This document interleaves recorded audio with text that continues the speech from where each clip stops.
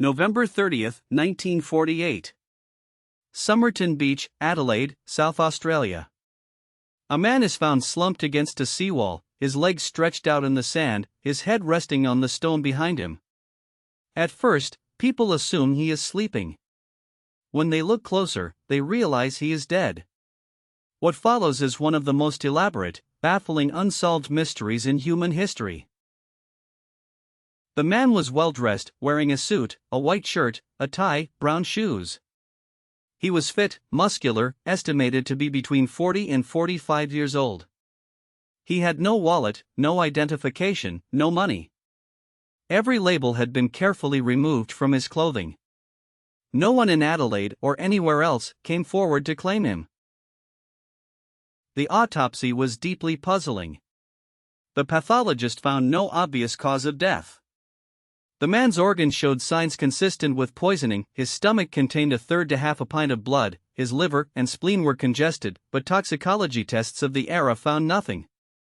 The pathologist noted that whatever killed him, it was almost certainly a very rare or exotic poison, or a substance undetectable by 1948 methods. In January 1949, detectives found a clue hidden in a secret fob pocket sewn inside the man's trousers. A tiny piece of paper, rolled up tightly. On it were two words printed from a book, Tamam Shud.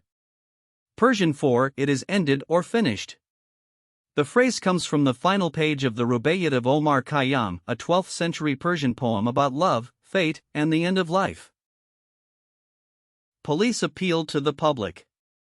A man came forward. He had found a copy of the Rubaiyat in the back seat of his car, unusual, since he hadn't placed it there. The page with Tamam Shud had been torn out. The book matched.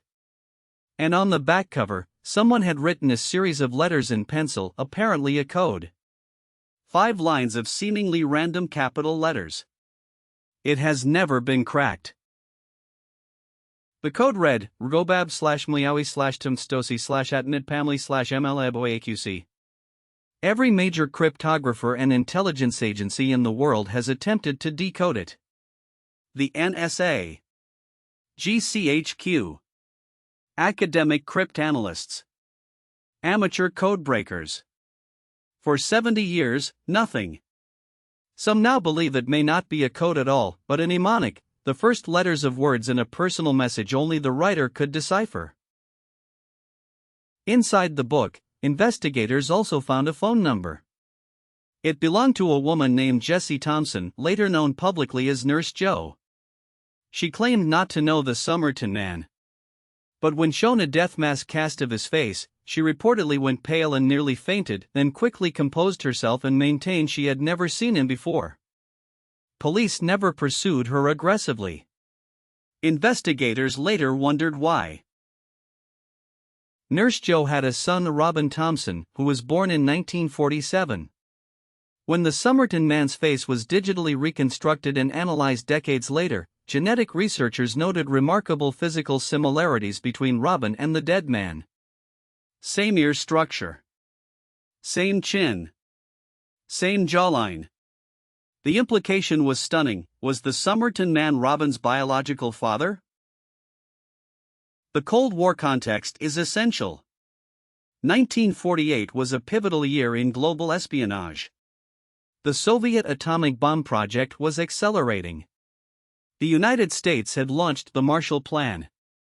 Intelligence agencies were operating across the globe, planting agents, running networks, creating cover identities so thorough that even death could not unravel them.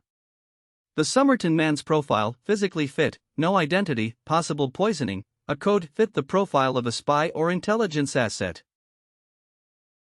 Nurse Joe, investigators later learned, had worked in the same nursing context as known figures connected to Soviet intelligence networks.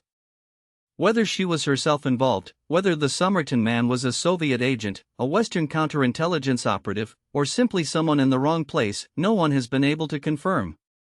The thread is suggestive but never definitive. The man was buried in Adelaide's West Terrace Cemetery. For years, he lay in an unmarked grave. Then a community raised funds to provide a headstone. It reads, "Here lies the unknown man who was found at Somerton Beach on December 1, 1948. For decades, he was the most famous unnamed person in Australian history." In 2021, South Australia granted permission for the exhumation of the Somerton man's remains. Investigators hope that modern DNA technology, the same genetic genealogy methods used to solve the Golden State Killer case, could finally provide an identity. Samples were taken. The analysis began. In May 2023, researchers from the University of Adelaide announced a breakthrough. Through genetic genealogy and DNA analysis, they had identified the man with significant confidence. His name was Carl Charles Webb, a 43-year-old electrical engineer and instrument maker from Melbourne. He had been born in 1905. He had a wife and a son. He had no obvious connection to espionage. But the identification, while remarkable, solved almost nothing. It created new questions. Why had Webb's own family never reported him missing? Why was he in Adelaide? Why had all the labels been removed from his clothing? Who had left the rubaiyat in that car? What did the code mean? What killed him? Was Jesse Thompson connected to him? The answer to who had been found. The answer to why and how remained buried. Researchers investigating Webb's background found that he had had a troubled marriage. There was a suggestion that he and his wife had separated. That he had been in some kind of personal turmoil. But none of this explained the extraordinary precautions taken to conceal his identity, the removed labels, the tiny rolled-up piece of paper, the coded message. Those details felt deliberate, professional. Espionage-level deliberate. The poison question remains completely open. Modern toxicology might be able to identify a substance that 1948 methods could not. But the body has now been exhumed and reinterred. Whether sufficient tissue samples were retained for future analysis and whether any toxin would still be detectable after 75 years is uncertain. Professor Derek Abbott of the University of Adelaide, who led much of the modern investigation into the case, believes the Somerton man story is not over. He points to the nurse's connection, the code, the Cold War timing, and the deliberate removal of identity markers as evidence that something far more complex than a personal tragedy occurred on Somerton Beach in 1948. Robin Thompson, who was almost certainly Webb's son, based on the DNA evidence, died in 2009. He never knew, or never publicly acknowledged, any connection to the mysterious dead man from Somerton Beach.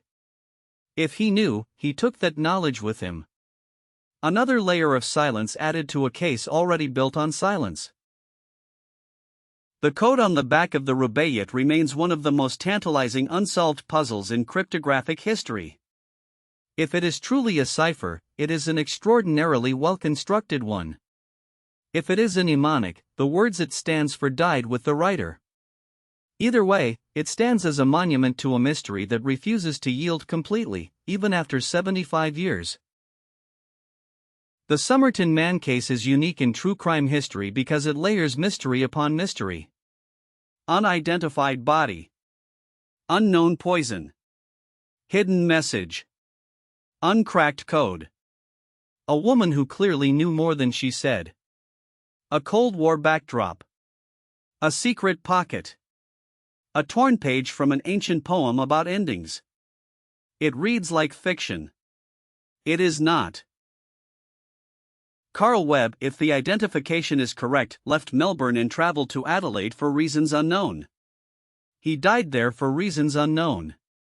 Someone removed his identity markers. Someone left a book in a stranger's car. Someone wrote 5 lines of cryptic letters on the back cover. Someone knew. And for 75 years, that someone, or the truth they carried, has remained silent.